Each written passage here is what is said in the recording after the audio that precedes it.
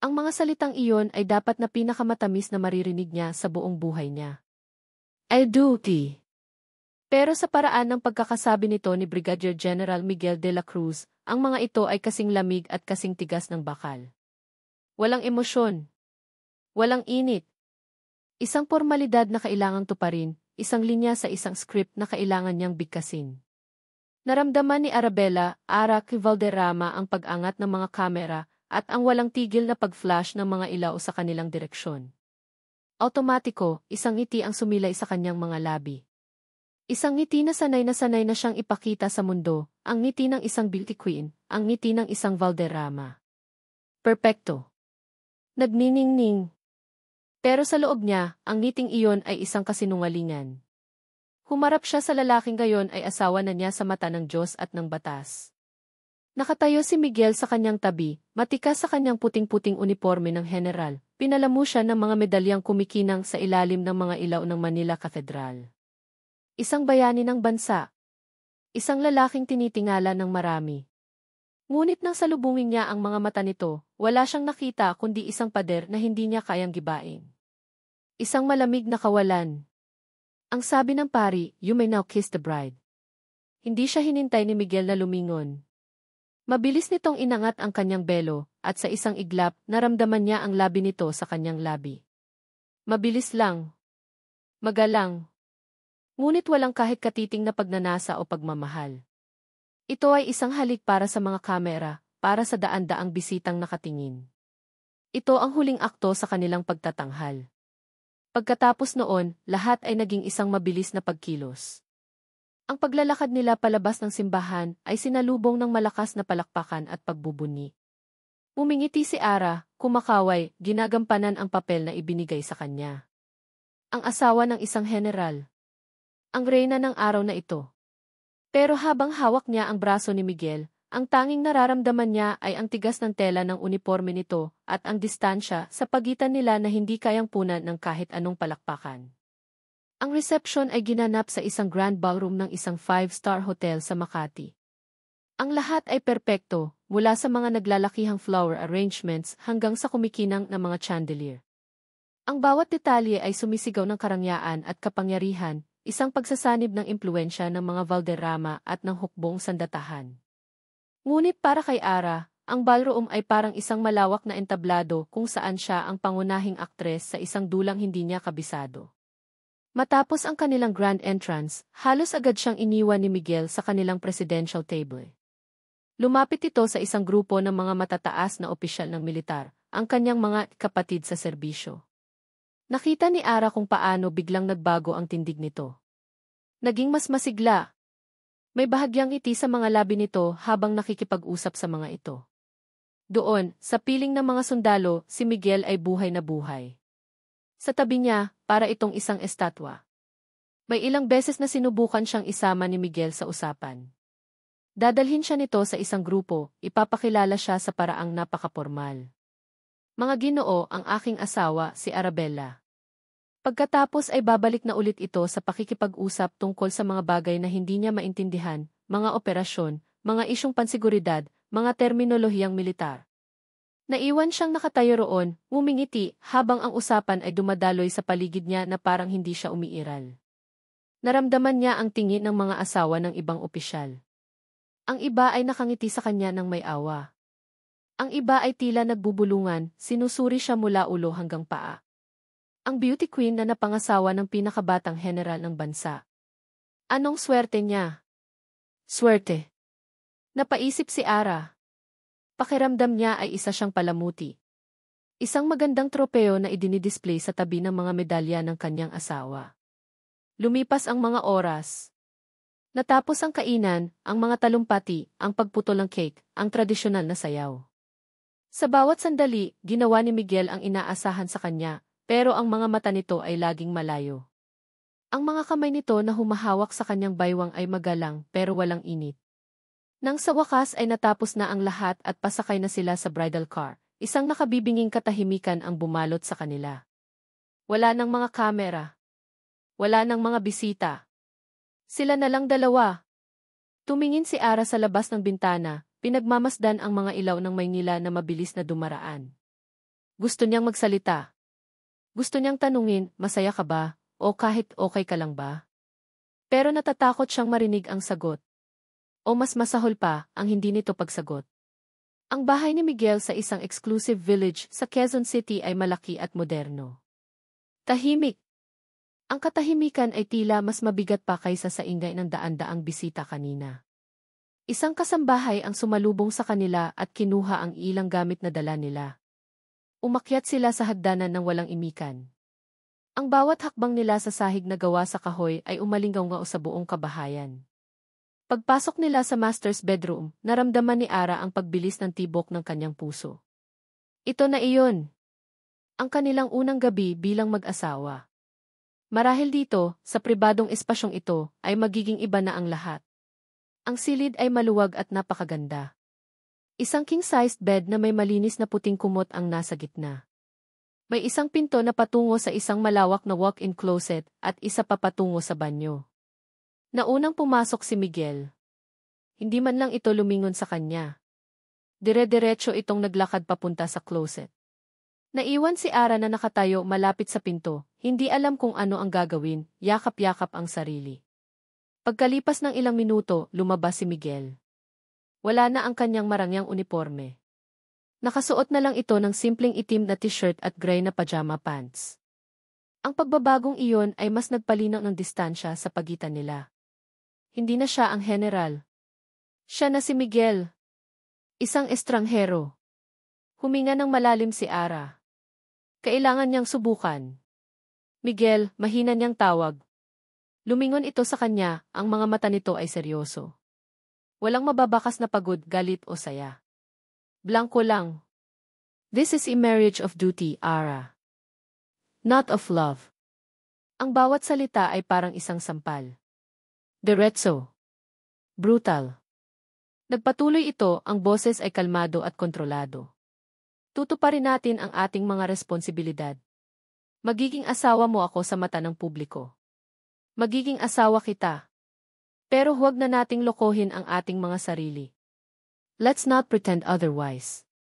Naramdaman ni Ara ang panunuyo ng kanyang lalamunan. Hindi siya makapagsalita. Ang silid na ito ay sa iyo, sabi ni Miguel, ikinumpas ang kamay sa paligid. I will be staying in the guest room across the hall. Kung may kailangan ka, sabihin mo lang sa mga kasambahay. Pagkatapos noon, tumalikod na ito at naglakad palabas ng silid, isinara ang pinto sa likuran nito nang walang ingay. Naiwan si Ara na nakatayo sa gitna ng malawak na silid. Ang bigat ng kanyang wedding gown ay biglang parang 10 beses na mas mabigat. Ang mga diamante sa kanyang lieg at tainga ay parang mga piraso ng yelo sa kanyang balat. Dahan-dahan siyang naglakad papunta sa malaking salamin na nakasabit sa dingding. Tiningnan niya ang kanyang refleksyon. Isang babaeng nakasuot ng pinakamahal na bestida. Isang babaeng may perpektong makeup at buhok. Isang babaeng ikinasal sa araw na ito. Isang babaeng ganap na nag-iisa. Hindi niya alam kung sino ang dapat niyang kaawaan, ang babae sa salamin, o ang babaeng nag-akalang ang pag-ibig ay kayang itanim at palagiin kahit sa pinakamatigas na lupa. Napayuko si Ara at naramdaman niya ang unti-unting pag-init ng kanyang mga mata. Isang butil ng luha, isang taksil, ang pumatak mula sa kanyang mga mata, gumulong sa kanyang pisngi, at tuluyang bumagsak sa puting-puti at mamahaling tela ng kanyang bestida. Tinanggal niya ang kanyang belo at tinitigan ang sarili sa salamin. Ang tanong ay nabuo sa kanyang isipan, malinaw at masakit. Sino ba ang pinakasalan niya? Ang lalaki o ang uniforme nito? Kinaumagahan, nagising si Ara sa sikat ng araw na tumatama sa kanyang mukha mula sa malaking bintana. Saglit, kinalimutan niya kung nasaan siya. Ngunit nang makita niya ang wedding gown na nakasampay sa isang silya sa sulok ng silid, lahat ay bumalik. Ang lamig. Ang sakit. Ang kahihiyan. Bumangon siya. Ang kabilang bahagi ng kama ay malinis at hindi nagalaw, isang malungkot na paalala ng kanyang unang gabi. Walang ingay sa labas ng silid. Tahimik ang buong bahay. Matapos maligo at magbihis ng isang simpleng bestida, bumaba siya. Inaasahan niyang makikita si Miguel sa kusina o sa sala. Ngunit wala siya. Isang kasambahay ang lumapit sa kanya. Ma'am Ara, good morning po. Pinaghanda ko na po kayo ng almusal. Salamat, sabi ni Ara, pilit na ngumiti. Si Miguel. Ang sir ninyo. Ay, ma'am, maaga po siyang umalis. Mga alas 5 pa lang po yata ng umaga, sagot ng kasambahay. May pinabibigay po siyang sulat sa inyo. Iniabot nito sa kanya ang isang maliit na piraso ng papel na nakatiklop sa gitna. Kinuha ito ni Ara, ang mga daliri ay bahagyang nanginginig. Binuksan niya ito. Ang sulat kamay ni Miguel ay malinis at diretsyo, parang sulat ng isang sundalo. Walang Dear Ara o kahit anong pambungad. 2 pangungusap lang. May tungkulin ako sa bayan. Huwag mo akong hintayin. Napatitig si Ara sa papel. Ang bawat letra ay tila isang patunay sa lahat ng sinabi nito kagabi. Hindi siya asawa. Hindi siya kasama sa buhay. Siya ay isang obligasyon na naiwan sa bahay habang ang asawa niya ay tinutupad ang mas mahalaga nitong misyon. Ang araw ay nagsisimula pa lang pero para kay Ara, pakiramdam niya ay natapos na ang lahat. Lumipas ang mga araw na naging mga linggo. Ang bawat umaga ay pare-pareho. Gigising si Ara sa isang malawak at tahimik na silid, sa isang kama na masyadong malaki para sa isang tao. Bababa siya para mag-almusal ng mag-isa sa isang mahabang mesa na kayang pakainin ang 20 tao. Ang bahay ay parang isang magandang haula. Malinis, maluwag, at puno ng lahat ng bagay na mahihiling ng isang tao, maliban sa buhay. Siya ay si Ingres de la Cruz, ang asawa ng general, ngunit pakiramdam niya ay isa siyang multo na naglalakad sa mga pasilyo ng sarili niyang tahanan. Si Miguel ay bihirang umuwi. At kung umuwi man ito, gabi na at pagod na pagod. Magkikita sila sa hapagkainan, mag-uusap tungkol sa mga bagay na walang kabuluhan, ang panahon, ang balita, kung ano ang ulam. Ngunit ang mga mata nito ay laging malayo. Ang kanyang presensya ay pisikal, ngunit ang kanyang isip at puso ay nasa ibang lugar. Sa kampo. Sa kanyang tungkulin. Isang gabi, hindi na natiis ni Ara. Habang nagkakape si Miguel sa sala matapos ang kanilang tahimik na hapunan, lumapit siya. Miguel, mahina niyang sabi. Bukas ang kaarawan ko. Tumingin ito sa kanya, at sa isang saglit, nakita ni Ara ang isang kislap ng gulat. Pagkalito. Na para ba ngayon lang nito naalala? Ah, nga pala, sabi nito. I'm sorry, marami lang trabaho. I'll have Genevieve send you flowers. An e-gift? Just tell me what you want. Isang regalo. Ipapabigay sa aid. Ganoon na lang iyon. Hindi niya alam kung ano ang inaasahan niya. Isang yakap. Isang mainit na pagbati. Pero ang alok nito ay mas masakit pa kaysa sa ganap na paglimot. Wag na, pilit na ngiting sabi ni Ara. Okay lang. Tumalikod siya at mabilis na umakyat sa kanyang silid bago pa niya maipakita ang luhang nagbabadyang tumulo. Kinabukasan, may dumating ang isang malaking baukwet ng mga rosas. May kasama itong maliit na card. Happy birthday. S.A.D. Tinitigan ni Ara ang mga bulaklak. Ang ganda ng mga ito. Perpekto. At walang buhay. Parang ang kanilang pagsasama. Sa mga gabing mag-isa, na siyang halos lahat ng gabi, natagpuan ni Ara ang kanyang sarili na pumupuslit papasok sa isang silid na hindi niya dapat pinapasukan, ang private study ni Miguel. Ito ang mundo nito. Ang santuwaryo nito. Ang mga pader ay puno ng mga libro tungkol sa kasaysayan, military strategy at pamumuno. Sa isang estante, naroon ang koleksyon ng mga medalya nito, bawat isa ay kumikinang, bawat isa ay may kwento ng katapangan at sakripisyo. May mga litrato rin. Si Miguel kasama ang Pangulo. Si Miguel sa gitna ng isang maputik na lugar sa Mindanao, napapaligiran ng kanyang mga tauhan. Sa lahat ng mga litrato, seryoso ito, nakatuon. Ngunit may isang litrato na laging binabalik-balikan ni Ara. Isang litrato kung saan si Miguel at ang 5 pang sundalo ay magkakaakbay, tumatawa ng malakas, marurumi ang mukha at pagod, pero masaya. Isang tunay na ngiti. Isang ngiti na hindi pa niya nakikita ng personal. Hinaplos niya ang salamin ng picture frame.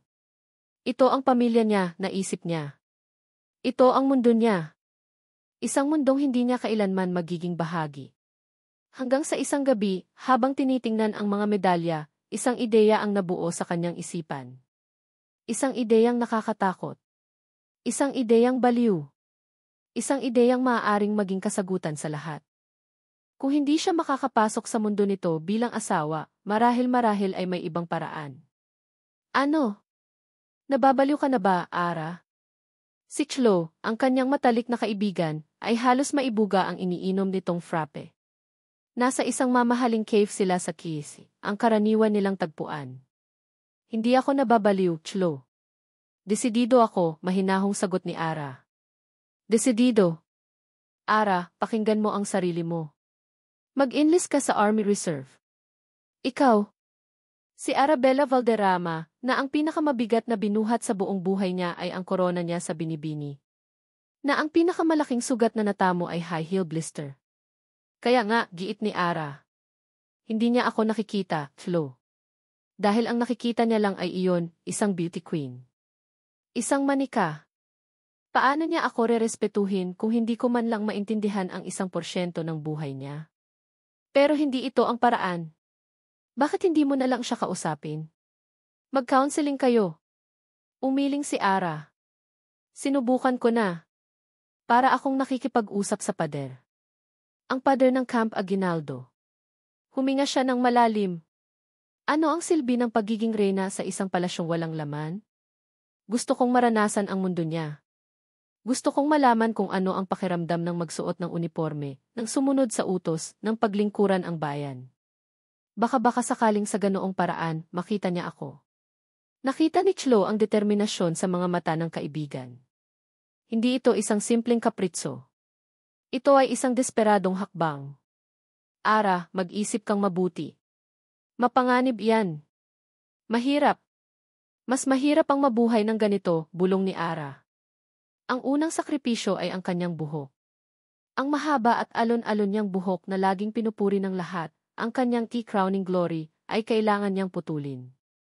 Isang gabi, pagkatapos kumpirmahin ang kanyang aplikasyon online, kumuha siya ng isang matalas na gunting mula sa kanyang kikaykit. Nakatayo siya sa harap ng salamin sa kanyang maluwag na banyo. Huminga siya ng malalim, hinawakan ang isang makapal na hibla ng kanyang buhok, at ginupit ito. Snip! Ang tunog ay umalingaw sa katahimikan. Napapikit siya nang maramdaman ang paggaan sa kanyang ulo, habang ang isang mahabang piraso ng buhok ay bumagsak sa malamig na sahig na gawa sa marmol. Snip! Snip! Snip!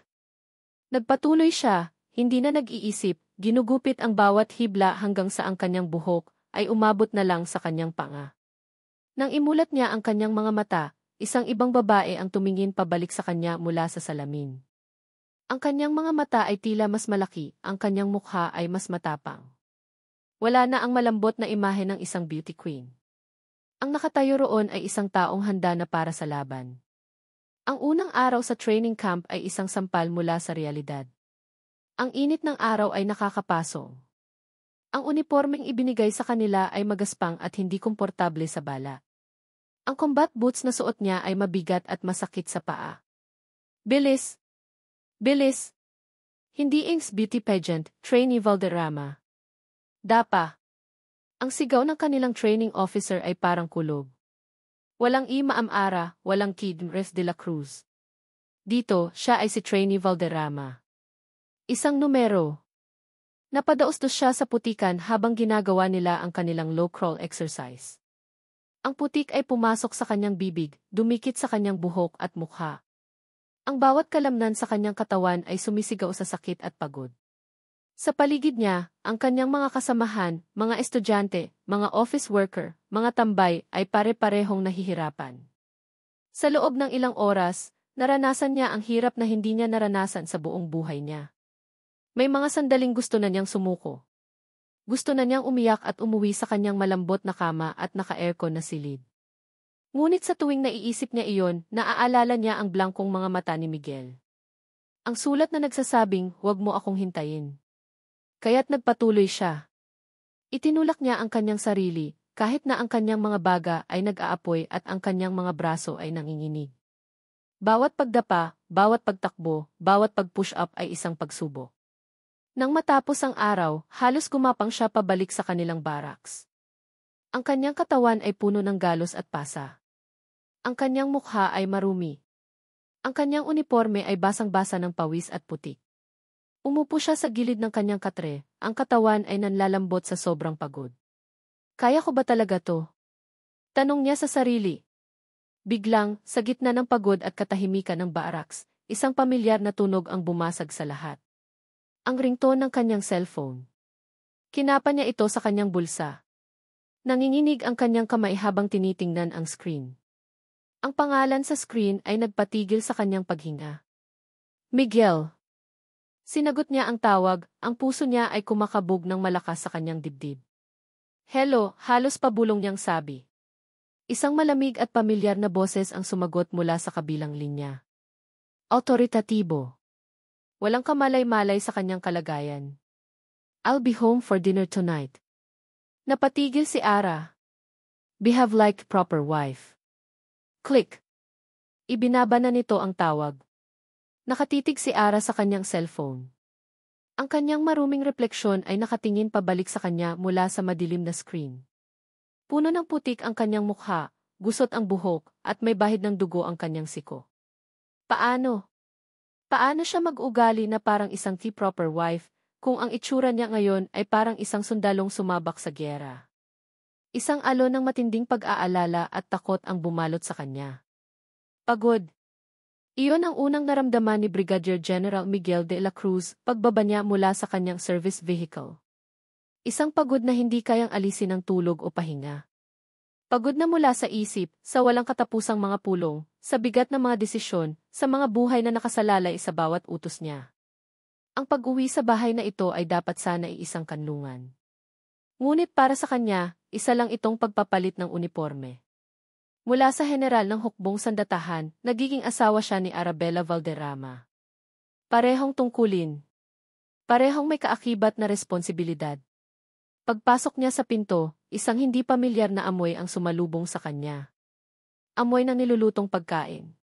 Sa loob ng mga linggo na sila'y kasal, madalas ay umuuwi siyang wala ng tao sa ibaba, o di kaya ay isang simpleng ulam na iniwan ng kasambahay ang nasa mesa. Ngayon, ang mahabang hapagkainan ay nakaayos. May 2 plato, 2 baso ng alak, at si Ara, nakatayo malapit sa kusina, suot ang isang simpleng puting bestida. Welcome home, Miguel, sabi nito, may pilit ng ngiti. Tumango lang siya bilang tugon at umakyat para magbihis. Pagbaba niya, suot ang isang komportableng t-shirt at shorts, nakaupo na ito sa mesa. Umupo siya sa kabisera, sa kabilang dulo ng mesa, malayo dito. Tahimik silang nagsimulang kumain. Steak. Masarap ang luto. Kamusta ang araw mo? Tanong nito, bumasag sa katahimikan. Nag-angat siya ng tingin mula sa kanyang pagkain. Ang tanong ay simple, isang bagay na normal na tinatanong ng mag-asawa sa isa't isa. Ngunit para sa kanya, ito ay isang panghihimasok. The usual. Meetings. Hindi na ito umimik. Habang kumakain siya, hindi niya maiwasang pagmasdan ito. May kakaiba kay Ara ngayong gabi. Ang kanyang mga kilos ay bahagyang matigas, na para bang nananakit ang kanyang katawan. At sa ilalim ng kanyang mga mata, kahit natatakpan ng bahagyang kolorete, may bakas na matinding pagod. Hindi ang pagod ng isang taong nababagot sa bahay. Iba ito. Mas malalim. Nang abutin nito ang pitselang tubig, napansin niya ang isang maliit na pasa sa braso nito, malapit sa siko. Napakunot ang noo niya. Anong nangyari dyan? Tanong niya, ang boses ay mas matigas kaysa sa kanyang intensyon. Nagulat si Ara at mabilis na ibinaba ang manggas ng kanyang bestida. Ah, wala ito. Naipit lang kanina. Hindi siya kumbinsido. Ngunit wala siyang panahon para sa mga maliliit na misteryo. Marami siyang mas malalaking problema. Kinabukasan, ang mga problemang iyon ay nakalatag sa harap niya sa loob ng isang malamig at secure na conference room sa Camp Aguinaldo. Sa isang malaking screen, mga satellite images ng isang liblib na kabundukan sa Mindanao ang ipinapakita. Sir, we have confirmed intelligence. May panibagong recruitment at training na nangyayari sa lugar na ito, sabi ng isang koronel, itinuturo ang isang partikular na lokasyon sa mapa. The threat is growing. Ang mga mukha sa paligid ng mesa ay seryoso. Ito ang kanyang mundo. Ang mundong gawa sa estratehiya, panganib at desisyon kung saan ang isang pagkakamali ay nangangahulugan ng buhay o kamatayan.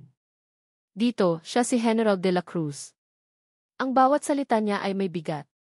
Ang bawat utos niya ay batas. What's our asset situation on the ground? Tanong niya, ang kanyang isip ay tumatakbo na, bumubuo ng mga posibleng plano. Dito, komportable siya. Dito, lahat ay mailohika. Walang lugar para sa emosyon. Ang damdamin ay isang kahinaan, isang liability na maaaring ikapahamak ng misyon. Ito ang dahilan kung bakit niya itinayo ang mga pader sa paligid ng kanyang sarili. Ito ang dahilan kung bakit ang kasal niya kay Ara ay isang transaksyon lamang. Isang tungkulin na kailangan niyang gampanan para sa ama nito, isang taong malaki ang utang na loob niya. Hindi niya hahayaang ang personal niyang buhay ay guluhin ang kanyang profesional na tungkulin. Hindi na muli. Pauwi na siya isang hapon, mas maaga kaysa karaniwan nang dahil sa isang nakanselang pulong. Habang binabaybay ng kanyang sasakyan ang isang kalsada malapit sa isang parke, isang pamilyar na figura ang nakakuha ng kanyang atensyon. Napahinto niya ang sasakyan sa gilid ng daan.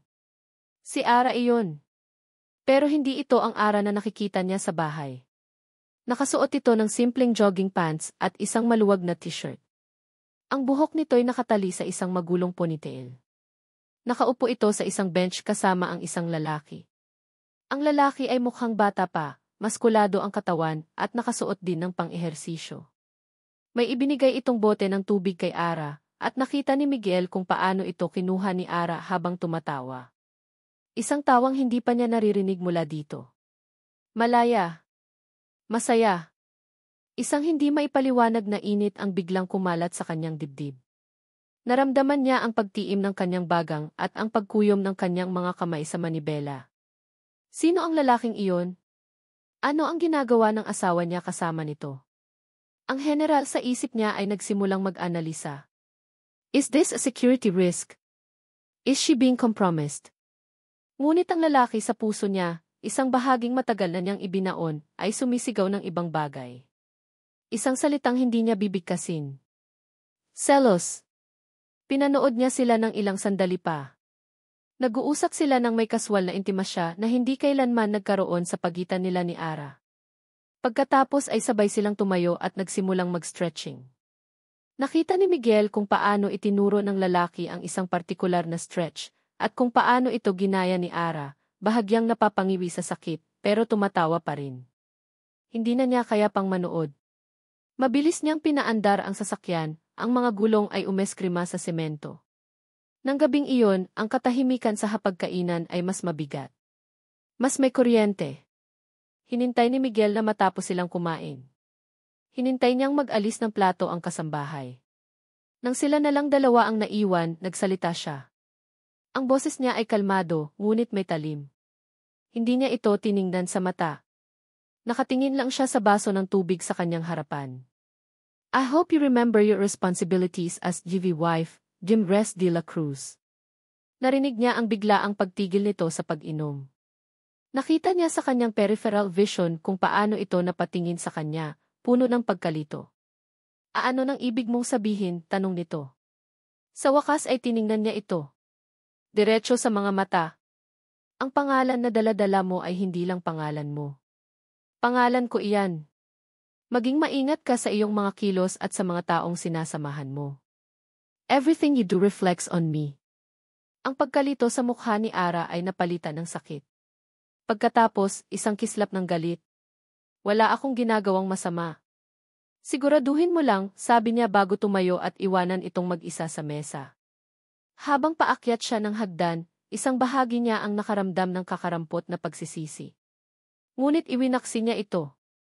Kailangan niyang maging matatag. Kailangan niyang panatilihin ang distansya. Para sa kapakanan ng kanyang misyon. Para sa kapakanan niya. Pagpasok niya sa kanyang silid, tumunog ang kanyang cellphone. Isang secured line. Agad niya itong sinagot. General de la Cruz. Sir, good evening, sabi ng boses sa kabilang linya, ang aide-de-camp ng Chief of Staff. Mayroong urgent directive si Tia.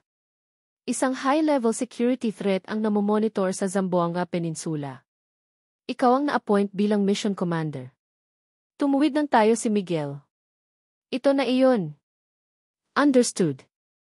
Send me the full briefing. Copy, sir. Ipapadala na rin namin ang listahan ng mga support units.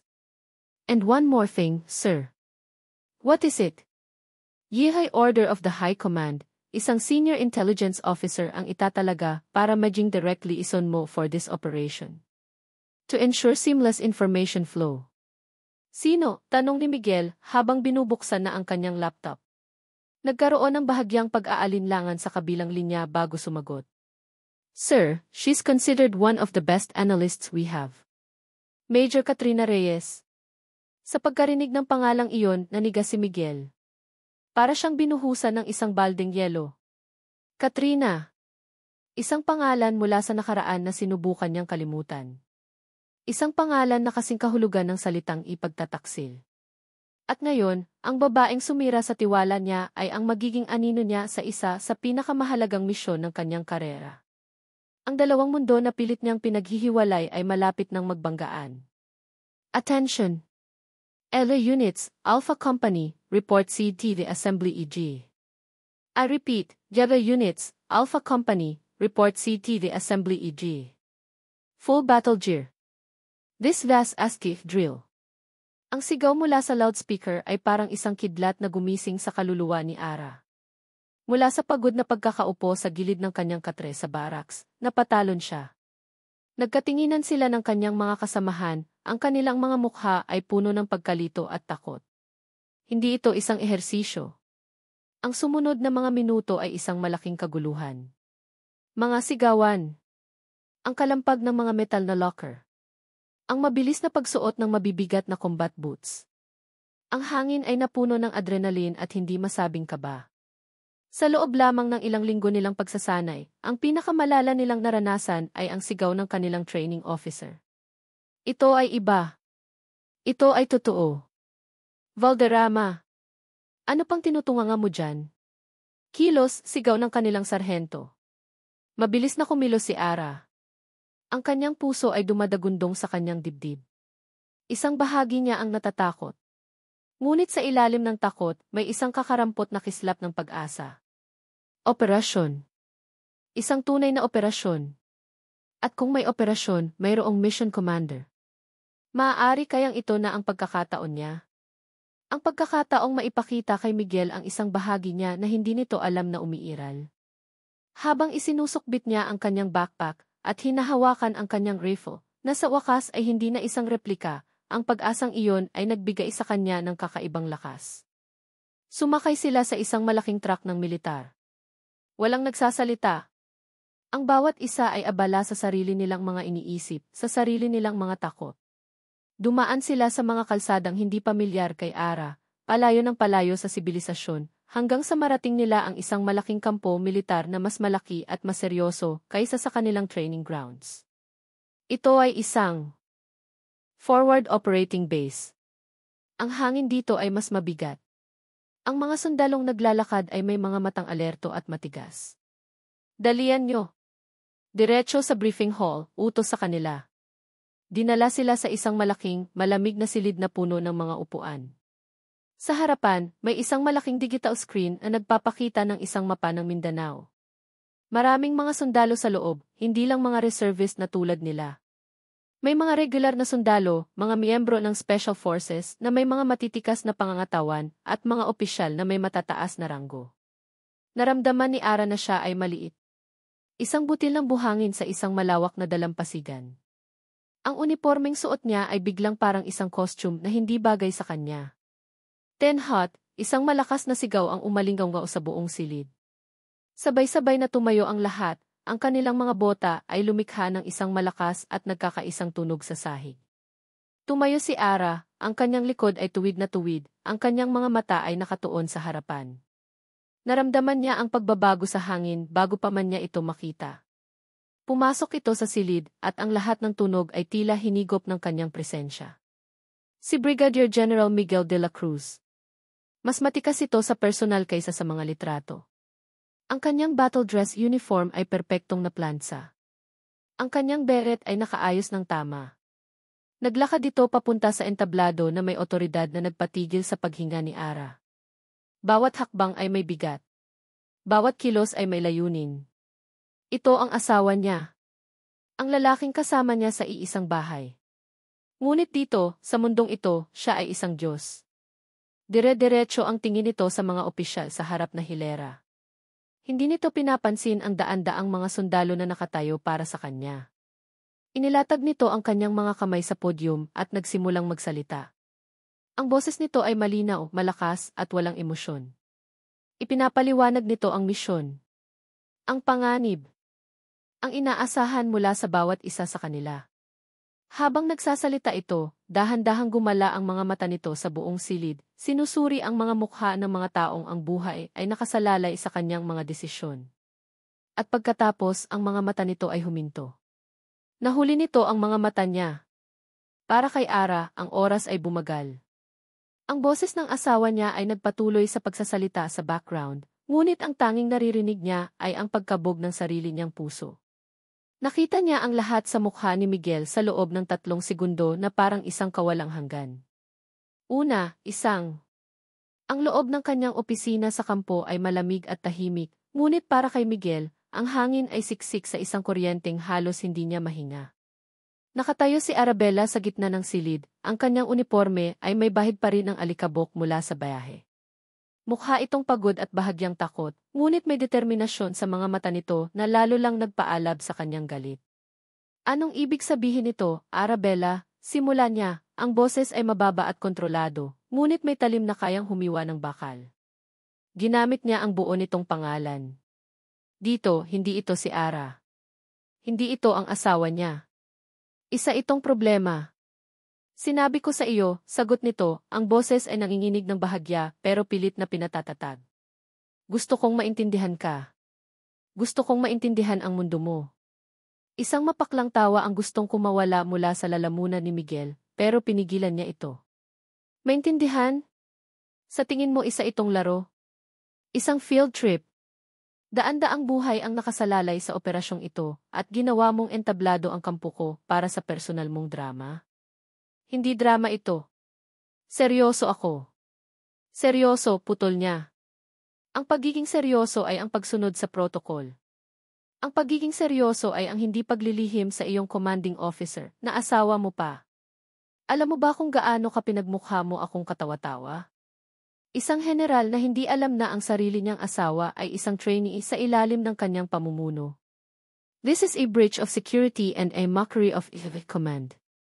Ang bawat salita ay tumatama kay Ara, nakikita niya iyon sa paraan ng bahagyang pagyuko ng mga balikat nito. Ngunit hindi ito umiyak. Humarap ito sa kanya, ang mga mata ay nagsusumamo. Miguel, pakinggan mo ako. Ginawa ko ito para sa atin. Walang tayo dito, sigaw niya, at sa wakas ay nawala ang kanyang kontrol. Mayroon lang misyon. At sa misyon na ito, isa kang liability. Tumalikod siya, isang hudyat na tapos na ang usapan. Bumalik ka sa unit mo, Private Valderrama. At ipagdarasal ko na lang na hindi ka maging sanhi ng kapahamakan ng mga totoong sundalo sa paligid mo. Narinig niya ang matalas nitong paghinga na parang sinaksak. Pagkatapos ay narinig niya ang mga yabag nito papalabas at ang marahang pagsara ng pinto.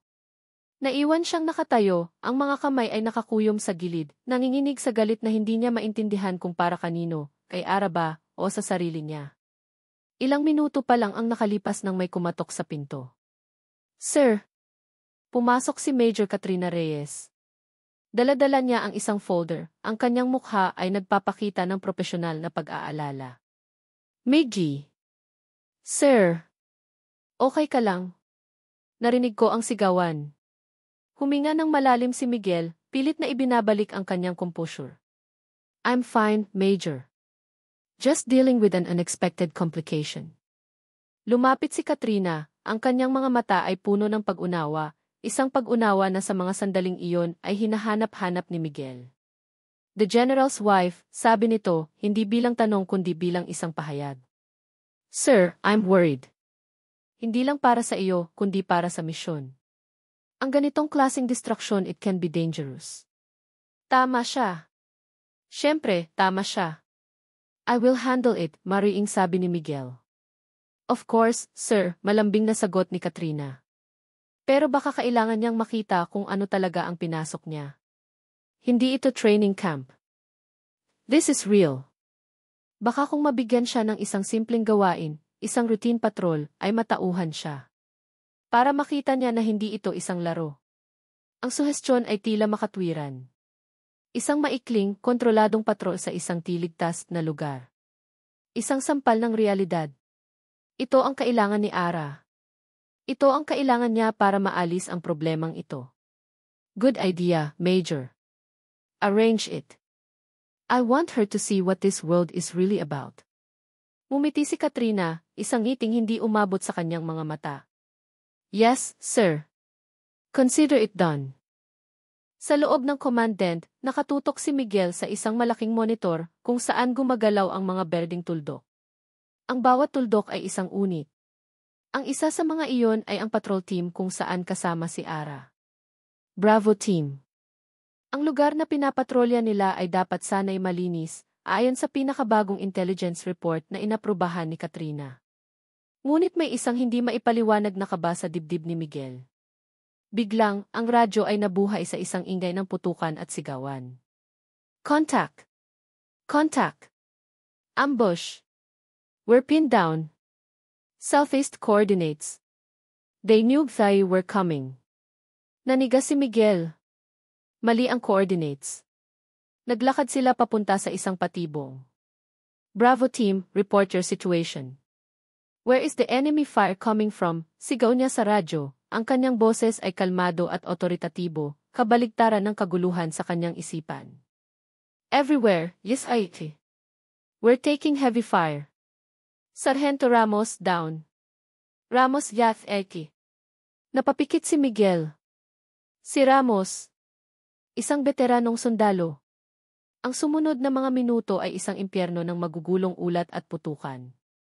Habang nagbibigay siya ng utos sa ibang mga unit para magbigay ng suporta, isang boses ang sumingit sa radyo, garalgal at halos hindi marinig sa gitna ng ingay. This that Private Valderrama. Nakuha ni kay Sergeant Ramos. I'm pulling via city cover. Need suppressing fire at Daso Ridge. Si Ara. Sa isang saglit, hindi siya ang general. Siya ay isang asawang nakikinig sa boses ng kanyang asawa sa gitna ng isang labanan. Ngunit mabilis niyang iwinaksi ang pakiramdam. Bravo lead, confirm. Who gave that command? Tanong niya. Confirmed, yes I. Valderrama Gizi Dayan. She's brave, sir. Nang sa wakas ay nailigtas ang Bravo team, dinala ang mga sugatan sa infirmary. Pumasok si Miguel. Ang amoy ng dugo at antiseptic ay tumama sa kanya. Nakita niya si Sargento Ramos sa isang katre, may benda sa braso, kausap ang isang medic. Anong nangyari, Sargento? Tanong ni Miguel. Tumingin si Ramos sa kanya. Sir, iniligtas niya ako. Ang asawa ninyo. Kung hindi dahil sa kanya, patay na ako. Naglakad kami papunta sa isang bitag. Mali ang intel. Mali ang intel. Ang mga salitang iyon ay umalinggaw sa isipan ni Miguel. Lumabas siya ng infirmary at sinalubong siya ni Katrina. Ang mukha nito ay blanko sa pag-aalala. Sir, I checked the pre-patrol reports. The coordinates were confirmed Gives Private Valderrama herself. Narito ang logbook. Pinirmahan niya. Ipinakita nito ang isang logbook. Naroon nga ang pangalan ni Ara. Ang parehong-parehong pakiramdam. Ang pait ng pagtataksil na bumabalik mula sa nakaraan. Ang isang personal na relasyon na nagiging sanhi ng kapahamakan. Ang tiwalang sinira. Nakikita niya ang mukha ni Katrina noon sa sitwasyon ni Ara ngayon. Hindi niya na sila mapaghiwalay. Ang galit niya, ang takot niya, lahat ay humalo sa iisang mapait na damdamin. Kailangan niya itong tapusin. Ngayon din. Nakita niya ang unit ni Ara, nag-aayos ng kanilang mga gamit matapos ang nakakayanig na misyon. Marumi sila, pagod at takot. Ngunit buhay sila. Naglakad siya papunta sa kanila at ang lahat ay biglang tumahimik at tumayo ng tuwid. Hindi niya sila pinansin. Ang kanyang mga mata ay nakatuon lamang sa iisang tao. Kay Ara. Nakatayo ito roon, ang kanyang mukha ay may bahid ng putik at pawis. May hiwa sa kanyang pisngi. Ngunit ang mga mata nito, nang makita siya, ay nagkaroon ng bahagyang pag-asa. Isang pag-asa na dudurugin niya ngayon. Dahil sa kapabayaan ng isa sa inyo, muntik nang mamatay ang isang mahusay na sundalo, nagsimula si Miguel, ang kanyang boses ay malamig na parang yelo, umalingaw-ngao sa buong lugar. Dahil sa kawalan ng disiplina at pag-iisip na ang digmaan ay isang laro, ang buong unit na ito ay nailagay sa alanganin. Bumaling siya ng buo kay Ara. Private Valderrama, sabi niya, ang bawat salita ay mabagal at sinadya. You are a liability. Nakita niya ang pagkasira sa mga mata nito. Ang pag-asa ay naging purong sakit at hindi makapaniwala. You are relieved of your duties. Confined to base. You are not to participate in any further operations. Is that clear? Hindi ito sumagot. Nakatitig lang ito sa kanya, ang mga mata ay nagsisimula ng mamasa-masa. Ang kanyang katapangan sa larangan ng digmaan ay biglang nawala at ang nakikita niya na lang ay ang babaeng sinaktan niya ng lubusan. Tumalikod siya bago pa siya magbago ng isip. Habang naglalakad siya palayo, narinig niya ang isang mahinang bulong mula sa likuran niya. Hindi ito para sa kanya, ngunit sapat na para marinig niya sa kanyang isipan. Si Katrina na lumapit kay Ara. He will always choose duty over pretty face. May isang sandaling paghinto sa boses nito, puno ng pait at tagumpay. Just like he chose it over me. Ang apat na sulok ng tent na nagsisilbing kanyang kulungan ay tila lumiliit sa bawat oras na lumilipas. Para kay Ara, ang bawat segundo ay isang pag-uulit ng parehong sandali, ang malamig na boses ni Miguel na humahatol sa kanya, ang mga mapanuring mata ng kanyang mga kasamahan, at ang mapanuyang ngiti sa mga labi ni Katrina. He will always choose duty over pretty face. Just like he chose it over me. Ang mga salitang iyon. Iyon ang bumabagabag sa kanya, hindi ang kahihiyan. Hindi ito isang simpleng pagkakamali. Isa itong pattern. Isa itong laro kung saan siya ang ginamit na piyesa. Sa unang 2 araw ng kanyang pagkakakonfine, umiyak siya. Umiyak siya sa galit, sa sakit, at sa kawalan ng pag-asa. Ngunit sa 3 araw, naubos na ang kanyang mga luha. Ang natira ay isang malamig at matigas na determinasyon. Hindi siya isang kawawang biktima. Siya si Arabella Valderrama. At kung may isang bagay siyang natutunan sa pagiging isang beauty queen, iyon ay kung paano lumaban ng may ngiti sa labi, kahit na dinudurog na ang iyong puso. Hindi siya iiyak. Mag-iisip siya. Kinuha niya ang isang papel at isang ballpen. Sa ilalim ng mahinang ilaw ng kanyang lampara, sinimulan niyang isulat ang lahat ng nangyari. Ang patrol. Ang mga coordinates. Ang logbook. Pinirmahan niya. Naalala niya. Pinirmahan niya ang logbook, pero ang ginawa niya lang ay kumpirmahin na natanggap niya ang briefing. Hindi siya ang pumili ng ruta. Iyon ay ibinigay sa kanila. Iyon ang unang kasinungalingan ni Katrina. Paano niya ito mapapatunayan? Wala siyang access sa mga dokumento. Wala siyang kapangyarihan. Pero mayroon siyang isang bagay na wala si Katrina, isang buhay sa labas ng kampo. Sa kalaliman ng gabi, nang ang kampo ay tahimik na, kinuha niya ang kanyang cellphone, na hindi kinuha sa kanya dahil isa lang siyang key hindi mahalagang ibilanggo. Nagtago siya sa pinakasulok ng kanyang tent at nagdial ng isang numero. Hello, Enzo. Gising ka pa ba? Pabulong niyang sabi. Ara. It's 2 in the morning. Of course, I'm awake. Nagko-code ako, sagot ng boses sa kabilang linya, isang batang henyo sa teknolohiya na anak ng isa sa mga kaibigan ng kanyang ina. What's up? Akala ko nasa vacation ka. I need a favor. Isang malaking pabor, sabi ni Ara, ang boses ay seryoso. It's for a research project.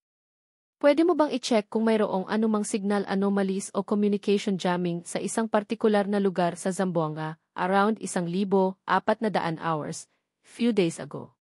Ibinigay niya ang eksaktong coordinates na natatandaan niya. That's oddly specific for a research project, sabi ni Enzo. And a bit military. Ara, anong pinasok mo? Please, Enzo. It's important. I'll owe you big time. Narinig niya ang pag-type sa kabilang linya. Pagkatapos ng ilang minutong katahimikan, nagsalita si Enzo. You're right. May nangyari. Isang napaka-sophisticated na localized signal jam. Hindi ito basta-basta. Ang pinanggalingan, teka, this is weird. The source seems to be very close to your location. Almost internal. Internal. Sa loob ng kampo. Nanlamig ang buong katawan ni Ara. Sa kabilang bahagi ng kampo, hindi rin mapakali si Miguel. Nakaupo siya sa kanyang mesa, nakatitig sa parehong mga ulat. Ang mga salita ni Sargento Ramos ay paulit-ulit na tumatakbo sa kanyang isipan. Mali ang intel, sir. Naglakad kami papunta sa isang bitad. May kumatok sa kanyang pinto. Pumasok ang isang batang korporal, isa sa mga miyembro ng patrol team ni Ara. Si Corporal Santos. Ang mukha nito ay puno ng pag-aalala. Sir, excuse me po, magalang nitong sabi. Gusto ko lang po sanang sabihin may mali po talaga sa misyon namin kahapon. Tumingin si Miguel, ang kanyang mga mata ay matalas. Explain. Yung intel po, sir, sobrang linis. Sobrang perpekto. Bago po kami umalis, narinig ko po si Major Reyes na kausap si Private Valderrama. Sinabi po ni Major na prove you belong here. Parang setup po talaga, sir. Setup. Ang salitang iyon ay parang isang dagundong. Naalala niya ang sarili niyang nakaraan. Ang paraan kung paano siya nilinlang. Ang mga piraso ng impormasyon na tila tama pero sadyang inilagay para iligaw siya. Nakikita niya ngayon ang kanyang sarili kay Ara, parehong inakusahan, parehong hinatulan base sa ebidensyang itinanim. Ang pagsisisi ay nagsimulang gumapang sa kanyang puso, isang malamig at mabigat na pakiramdam. Masyado ba siyang naging mabilis sa paghatol? Hinayaan ba niyang diktahan ng multo ng kanyang nakaraan ang kanyang kasalukuyang desisyon? Hindi alam ni Ara ang pagdududa na nabubuo sa isipan ni Miguel. Ang tanging alam niya ay kailangan niya ng matibay na ebidensya. Kinabukasan, habang naglalakad siya sa paligid ng kanyang tent, ang tanging lugar na pinapayagan siyang puntahan, nakita niya si Katrina na papalabas mula sa command tent, may kausap sa kanyang radio. Nagtago si Ara sa likod ng isang malaking truck, ang kanyang puso ay kumakabog. Narinig niya ang boses ni Katrina, mahina ngunit malinaw. Ang lahat ay ayon sa plano. The general bought it, akala niya ang socialite ang may kasalanan. Now he's distracted. Sa susunod na 2 araw, kapag dumating ang supply convoy, doon natin sila titirahin. Ang atensyon niya ay nasa maliit na arena niya, hindi sa tunay na panganib. Nanigas si Ara. Isang mas malaking pag-atake. Isang convoy. At si Miguel ang target. Kailangan niyang makuha ang pag-uusap na iyon. Desperada, kinuha niya ang kanyang cellphone, pinindot ang record, at sa isang pagkakataong tumalikod ang gwardiya, mabilis niyang itinapon ang telepono sa ilalim ng isang jeep na nakaparada malapit sa kinatatayuan ni Katrina. Nagdasal siya na sana hindi ito mapansin. Pagkatapos ng ilang minuto na parang habambuhay, umalis si Katrina. Hinintay ni Ara ang tamang pagkakataon at mabilis na kinuha ang kanyang cellphone. Nanginginig ang kanyang mga kamay habang pinipindot niya ang play. Naroon ang lahat. Ang boses ni Katrina. Ang plano. Ang katotohanan. Hawak niya ang katotohanan sa kanyang mga kamay. Ngunit ang katotohanan ito ay walang silbi kung mananatili lang sa kanya. Kailangan niyang makausap si Miguel. Ngunit paano? Siya ay isang bilanggo. Ang bawat kilos niya ay binabantayan. Kung susubukan niyang idaan ito sa opisyal na paraan, si Katrina, ang intelligence officer, ang unang makakaalam. Siya ay patahimikin bago pa man niya mabuksan ang kanyang bibig. Sinubukan niyang hanapin si Corporal Santos, pero nalaman niyang ipinadala na ito sa unahan, sa mismong lugar kung saan dadaanan ang konvoy. Wala siyang mapagkakatiwalaan. Nag-iisa siya. Gabi na. Tiningnan niya ang mapa na nakuha niya mula sa briefing. Nakita niya ang lokasyon ng base. Nakita niya ang tinatayang ruta ng konvoy. At nakita niya ang lokasyon ng forward command post ni Miguel. Nasa pagitan ng mga ito. Mapanganib. Teritoryo ng kaaway. Tinitigan niya ang kanyang cellphone na naglalaman ng recording. Ito ang kanyang tanging sandata. Mayroon siyang pagpipilian. Manatili sa kampo at hayaang maglakad si Miguel at ang mga tauhan nito papunta sa isang mas malaking patibong o gawin ang isang bagay na baliw.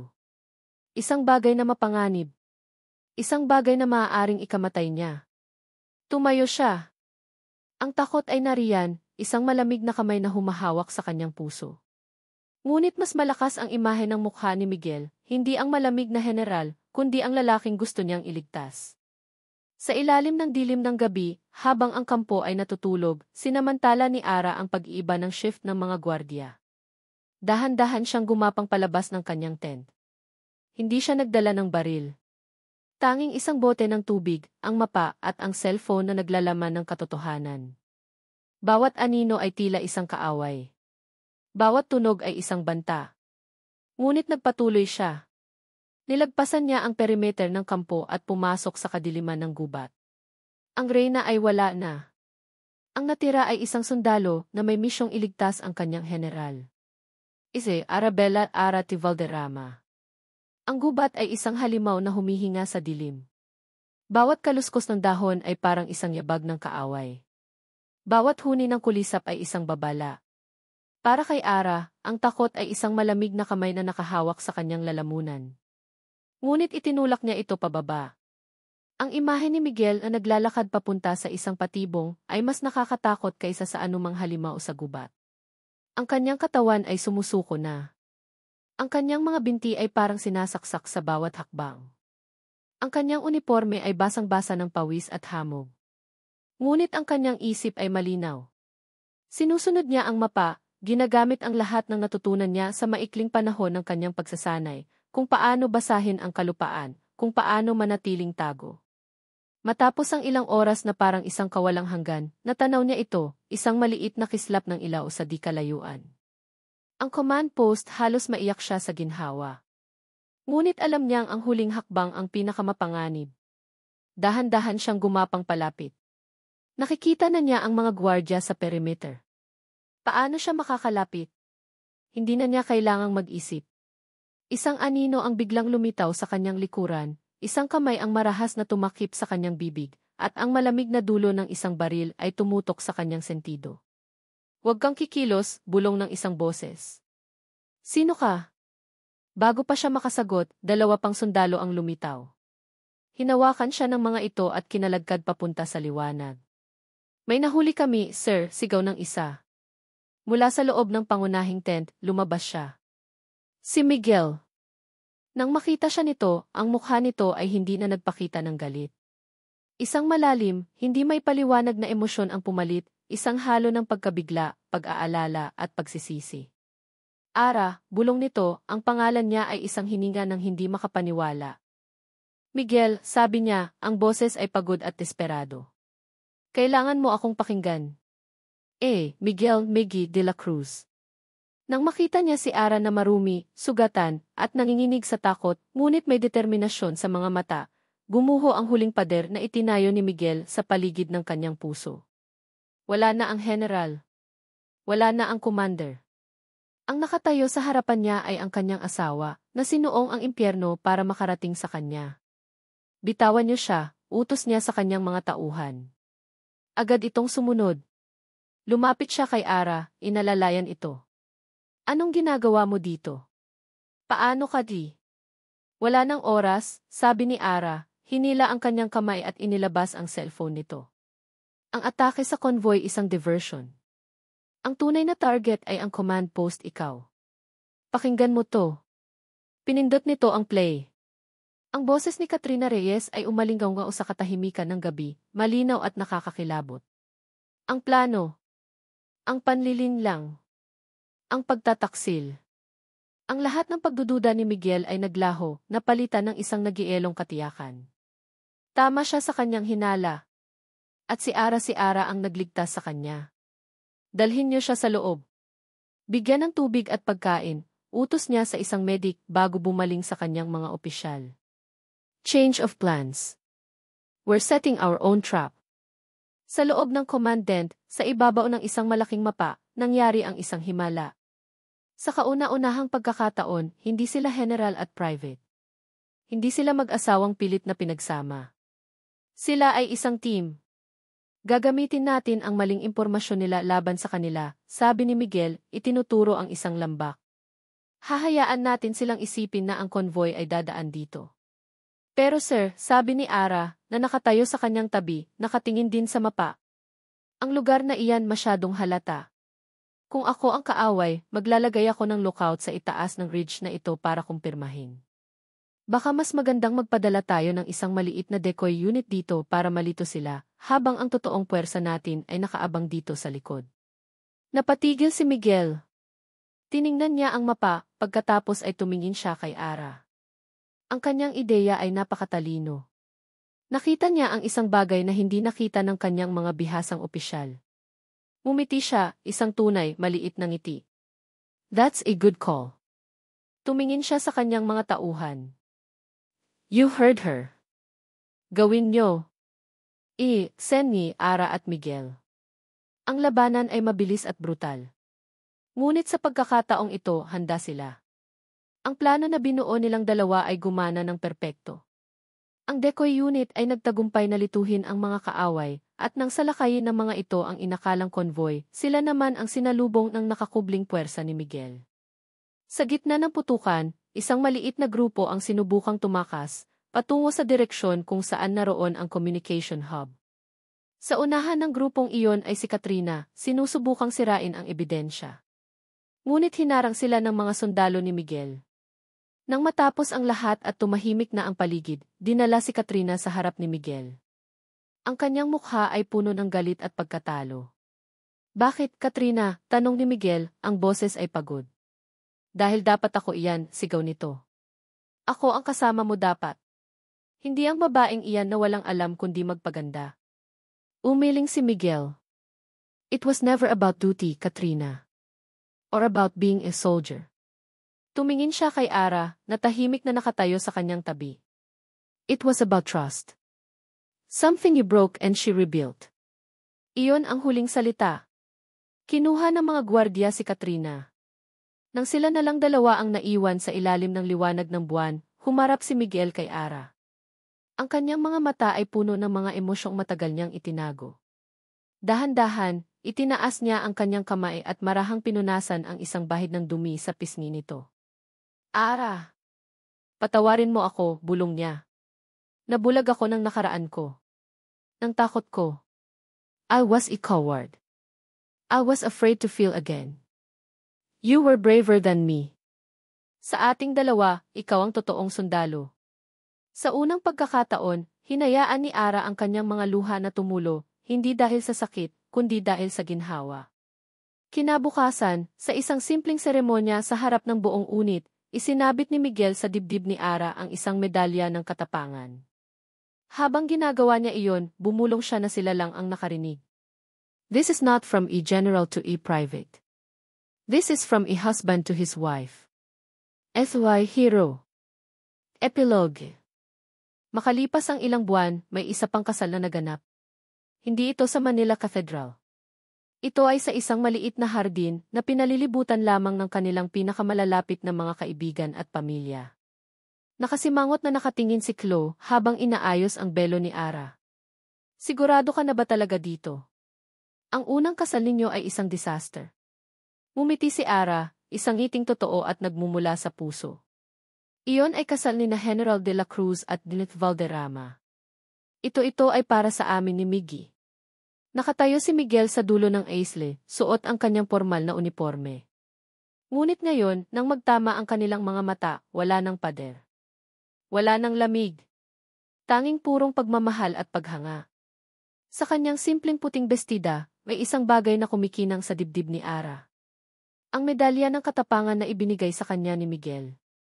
Nang magharap sila sa altar, hinawakan ni Miguel ang kanyang mga kamay. Edo, sabi nito, at sa pagkakataong ito, ang mga salita ay puno ng init at pangako na panghabang buhay. Isdo, sagot niya, ang boses ay puno ng kaligayahan. Ang huling eksena ay hindi sa isang kampo militar o sa isang grand ballroom. Ito ay sa simpleng hardin ng kanilang bahay, maraming buwan pagkatapos. Si Ara, suot ang isang simpleng t-shirt, ay nagdidilig ng mga halaman. Bigla, naramdaman niya ang isang pares ng malalakas na braso na yumakap sa kanya mula sa likuran. Isinandal niya ang kanyang ulo sa dibdib ni Miguel. Mahal kita, Jemres de la Cruz, bulong ni Miguel sa kanyang buhok.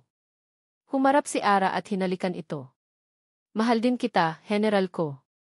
Nakatayo sila roon, magkayakap, habang ang araw ay dahan-dahang lumulubog. Tahimik.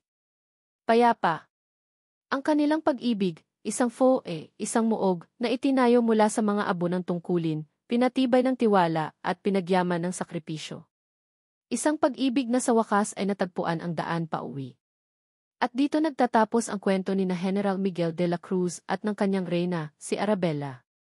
Mula sa kaibuturan ng aking puso, maraming salamat po sa inyong walang sawang pagsubaybay sa bawat kabanata ng kanilang pag-ibigan.